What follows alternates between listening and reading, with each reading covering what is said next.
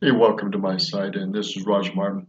How can I explain to you in a couple minutes all the blessings and benefits of belonging to the Church of Jesus Christ of Latter-day Saints? From the blessings of the temple, holiness of the Lord, you've got to have a certain degree of righteousness to have the Spirit work with you and bless you, to doing many other things. Even the sealing room and the mirrors reflecting on for infinity, it's just a part of it. It all begins with obedience, and women and men both have blessings through the priesthood and use the priesthood in many ways. From a young boy who's ordained to priesthood, to an older man going on a mission, to one blessing his family and children, to uh, ordaining other individuals, to being a blessing of service even after companions are gone. But there's so much more to all this. All this centers around Jesus Christ and his ministry, his actions, blessing of others, his keys, his powers, his covenants, his sacrament, so many other things. Uh, One cannot understand fully the atonement and the sacrifice, but partaking of the sacrament helps us try to remember Jesus Christ. In fact, thinking about the unbelievable things that the men have done, think about how Christ has changed history, touched lives as a teacher, as a minister, as a redeemer, as a savior, as one who died and was resurrected, one who is going to help us be redeemed over the victory of the grave and to help us have second chances. The power of the resurrection and redemption is beyond imagination. When you're worthy to receive the priesthood and use it and pronounce a blessing on someone and have them healed, even brought back to life, it is incredible. And to be part of that process is incredible. How can one explain all this in a couple minutes? You have to experience it to even get close to what I'm saying. How do you explain things like the first vision, where the Father and Son actually appeared to Joseph Smith, actually gave him power and authority to do the things he did with the priesthood and with other people and with the scriptures and with modern revelation and modern prophets? How do you explain all that in a couple minutes? It's impossible. Impossible. You have to experience that for yourself. I know that these things are true, but I knowing them does not affect you knowing them unless you work on the Spirit, pay the price to know what I know. How do you explain simple things like salvation in a couple minutes? It's really not possible. But we can start. Members of the Church of Jesus Christ of Latter-day Saints. Our church's name is the Church of Jesus Christ of Latter-day Saints, commonly called the Mormons. We talk about Jesus Christ and what he does for people, where they go after they die, what judgments are coming after that, what about the resurrection, what about baptism, what about the apostles and what they did, what about death in the spirit world, what about the afterlife, not only the spirit world, but the different kingdoms of glory, the sun, the moon, the stars. And what about the judgment day? All these things are important, but we're only touching the tip of the iceberg. All of us will be judged. How's that judgment going to be? God, the Father, Jesus Christ, other people are going to judge us? So what does that mean? We're going to have a different resurrection according to that judgment. We're going to have a commitment to a degree of righteousness. We're going to know right from wrong.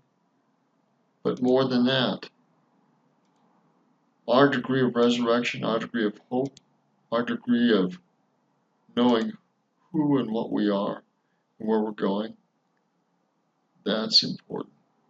And the judgment's not just going to be heaven or hell. There's 3 degrees of glory and more. So what's this got to do with you? What's this got to do with me? It's because it's coming. It's where we're going to spend our eternities. And it's important. It's hard to understand, but we lived a long time before we came here. There was a war in heaven, and Satan and his angels were cast down here. Christ was also put down here and will subdue Satan and his angels in time. There's so much more going on in this universe than we see on this limited perspective. There's so much more than Christ dying on the cross and being resurrected.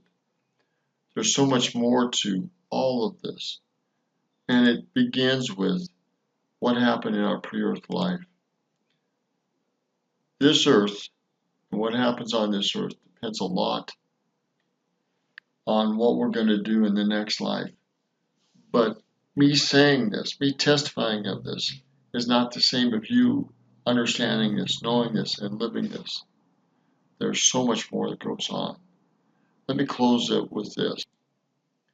What you believe in, who you believe in, and how you follow Jesus Christ is so important, as described here. With all thy strength. This is the first and great commandment. And the second... Okay, so this is the first and the great commandment, to love the Lord thy God with all thy heart, might, mind, and strength. That's a lot of effort. That's a lot of diligence. That's a lot of righteous desire. Not easy to do. Most people miss the first one, and they never even get to the second one either. And is like unto it. Thou shalt love thy neighbor as thyself. On these 2 commandments hang all the law and the prophets. Master, thou hast said the truth. There is one God, and none other but he.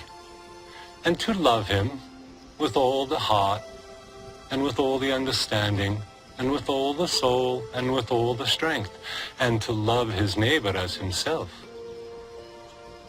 is more than all the whole burnt offerings and sacrifices. Thou art not far from the kingdom of God.